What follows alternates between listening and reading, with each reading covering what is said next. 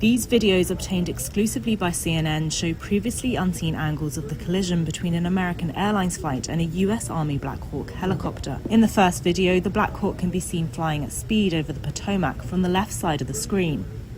The American Airlines plane can be seen flying towards the airport before the two collide, causing a mid-air explosion and fall into the river. In the second video, you can see the Army helicopter and American Airlines plane travel toward each other. After the collision and subsequent explosion, the airliner can be seen spinning into the water, and the Black Hawk is also seen falling into the water.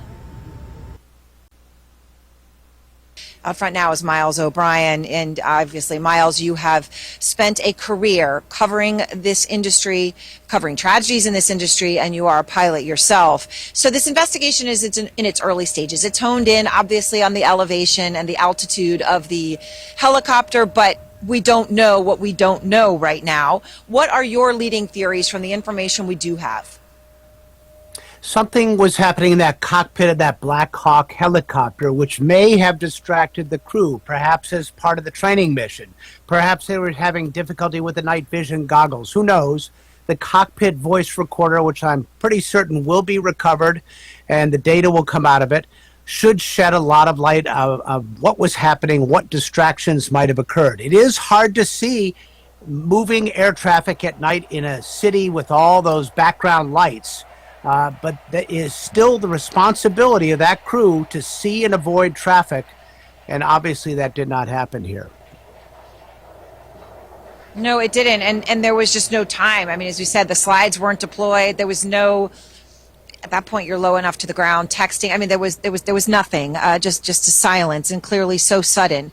President Trump has had blame for this. In several quarters, he had referenced DEI initiatives. He also specifically referenced the FAA hiring people with severe disabilities. Let me just play for you exactly what he said, Miles.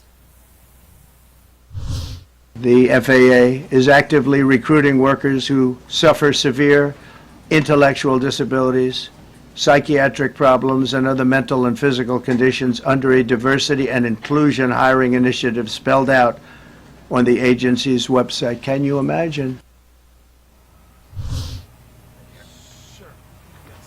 So, Miles, he then went on to specify that one of the disabilities he was referring to is missing extremities. Now, this is something actually you know about. You can speak to personally. You're a licensed pilot. You lost an arm in an accident. So I want to give you a chance to respond to that. Yeah, number one, Aaron, let's not forget what it must be like to have lost a loved one and hear this whole, literally with your loved one still underwater, here it turned into this weird political thing. But personally, as someone who was a pilot, lost my arm, and went through the process of getting recertified to fly, I can attest to you that I went through every hoop and got over every bar an able-bodied individual would in order to be recertified to fly. The FAA simply does not forsake safety in order to include disabilities in the system. I am part of the aviation community because I persevered through that, and it's an affront to me and all other disabled people to allow that statement to come into play. So it's unfortunate in the context of a terrible tragedy relative to the tragedy these families face.